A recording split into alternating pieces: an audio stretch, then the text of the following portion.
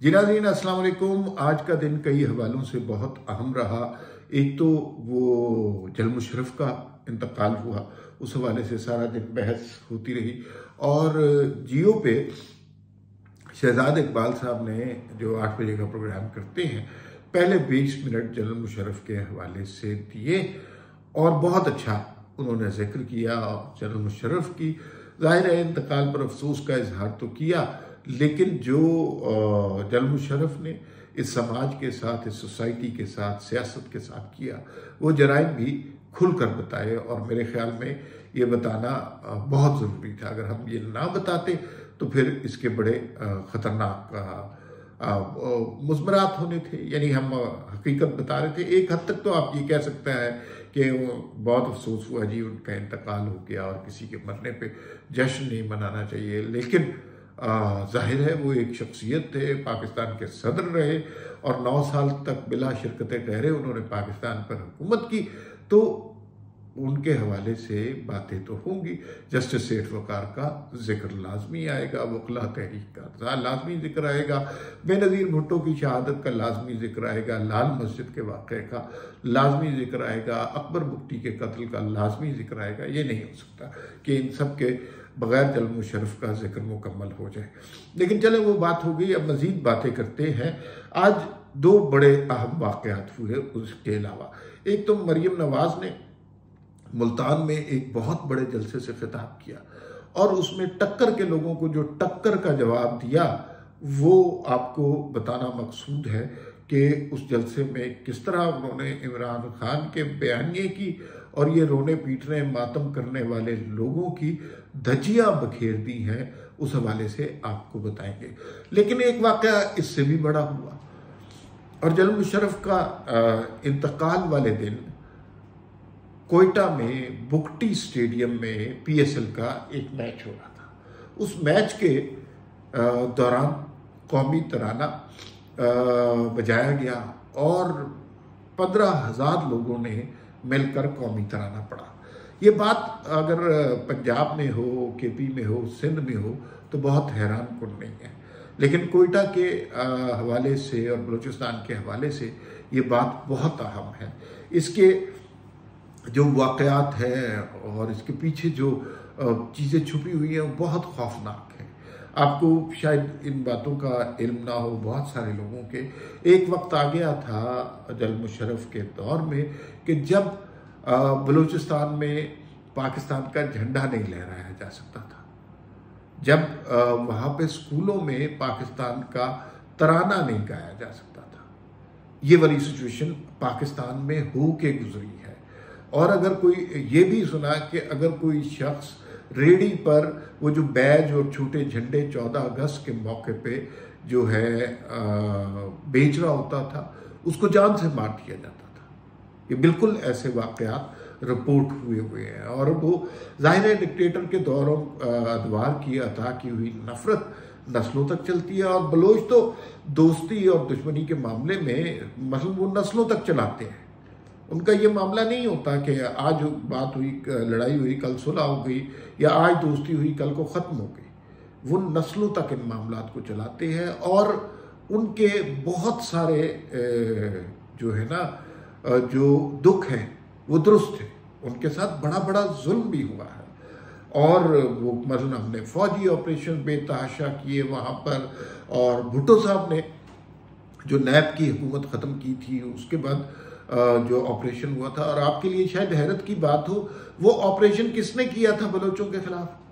वो ऑपरेशन जनाब उस वक्त के गवर्नर अकबर बुख्ती साहब ने किया था, जिन्हें भुट्टो साहब ने नैब की हुकूमत ख़त्म करने के बाद वहाँ पर लगा दिया था। खैर, उस बात को बहुत बरस गुजर गए और जनरल मुशर्रफ का सबसे मेरा ख्याल है खौफनाक इक़दाम जो है, इसे तारीख कभी माफ़ नहीं करेगी, वो अकबर बुख्ती का कत्ल था। और उसके बाद बलूचिस्तान में जो शोरिश शुरू हुई वो आज तक कंट्रोल नहीं हो रही है। अलहदगी पसंद ग्रुप भी निकल आए और फिर रियासत मुखालिफ बयानियाँ भी जोर पकड़ने लगा। लेकिन आज ये इतनी बड़ी खबर है, इतनी मस्बत खबर है, इतनी अच्छी खबर है कि बयान से बाहर है कि कोयटा में और ये किसी एक शख्स ने नहीं, या जैसे वो वीडियो बना लेते हैं 4 आदमियों ने ये किया और 5 आदमियों ने, जैसे इंडियन मीडिया करता है कि 5 मुसलमानों ने ये किया, 5 पाकिस्तानी, छोटे से एक ग्रुप बना के उसके ऊपर कुछ ना कुछ कर लेंगे। तो वो ऐसी बात नहीं थी। पूरा स्टेडियम 15,000 भरा हुआ था, मैच हो रहा था, लोग खुश थे, और वहाँ पर पाकिस्तान का तराना जो है वो बजाया गया और लोग बेइंतहा खुश हुए। ये पाकिस्तान के लिए बहुत मस्बत खबर है, और हमें तवक्को ये रखनी चाहिए कि हम इन मामलात को, जिनकी वजह से सूबों के दरमियान कशीदगी पैदा हो गई है, चाहे वो बाचा खान के हवाले से हो, मंजूर पश्तीन के हवाले से हो, GM सैयद के हवाले से हो, जुल्फ़िकार अली भुट्टो के हवाले से हो, इवन के अल्ताफ़ हुसैन के हवाले से हो, उस सारी गलत फहमियों को माजी में दूर करना, माजी की गलतियों को दूर करना चाहिए और फिर एक नए जज्बे से आगे बढ़ना चाहिए। और अगर हम वो नहीं करेंगे, माजी की गलतियों पे पर्दे डाल डाल कर आगे चलने की कोशिश करेंगे, तो बिल्कुल ये नहीं होगा। इसीलिए मुझे नहीं पता ये शायद खाकान अब्बासी का जो री इमेजिनिंग पाकिस्तान वाला फोरम है वो इसी हवाले से है या नहीं, लेकिन वो बुनियादी तौर पर काम तो यही कर रहा है कि सारी बातें वही कर रहा है जो नहीं की गई, जो करना बहुत ज़रूरी है, जिनके ऊपर माजी में हम पर्दे डालते रहे हैं। तो वो बातें बहुत ज़रूरी है, और मेरे ख्याल में उनको कह देना, बोल देना, उनसे बहुत से दुखों का मदावा हो जाता है। मतलब अगर आप खैबर पख्तून का नाम KPK कर देंगे, वो सूबा सरहद का नाम KPK कर देंगे, तो इससे कोई रियासत को फर्क नहीं पड़ता। आपको बहुत सारे जख्म इससे धुल जाते हैं। अकबर बुख्ती को आप शहीद कह देंगे तो इससे रियासत को कोई फर्क नहीं पड़ता। जुल्फ़िकार अली भुट्टो को आप शहीद कह देंगे तो उससे कोई फर्क नहीं पड़ता। पुलिस के मरने वालों को शहीद कह देंगे तो कोई फर्क नहीं पड़ता। रियासत अपनी जगह कायम रहती है, लेकिन ये जो माजी की अनाओं की जंग थी वो अब ख़त्म होनी चाहिए और उससे आगे हमें बढ़ना चाहिए, जो कि मुझे ज़ाती तौर पे सीरियसली मुझे बहुत खुशी हुई है आज इस वाक़े की कि बुख्ती स्टेडियम में जो है वो कौमी तराना पढ़ा गया। अच्छा, जो मरीम नवाज़ ने आज खिंचाई की है, कमाल ही कर दिया आज। वैसे she is improving by the day. और उन्होंने वो जो टक्कर के लोगों का मजाक उड़ाया, उन्होंने कहा ये टक्कर के लोग थे और ज़मीन पर बैठ के सारे रो रहे होते हैं, और ये टक्कर के लोग थे जो ताने दिया करते थे कि ये सारे जेल में 2-2 दिन जेल में रहे हैं। और फिर उन्होंने नवाज शरीफ की दलेरी की भी तारीफ की कि किस तरह नवाज शरीफ ने हौसले से, हिम्मत से काम लिया, खुद गिरफ्तार हुए, बेटी को गिरफ्तार होते देखा, साथियों को गिरफ्तार होते देखा, कोई उनमें से रोया नहीं। और फिर घड़ी चोर के नारे भी आज वहां पे लगते रहे। और इमरान खान अगर ये जलसा देख रहे होंगे तो उन्हें डूब के मर जाना चाहिए। जेल भरो तहरीक के हवाले से भी मरीम नवाज ने ये कहा कि भाई समझे, ये कहा कि भाई डूब मरो तहरीक शुरू करो, कि जेल पहले जमानतें क्यों करा रहे हैं अगर जेलें भरनी है।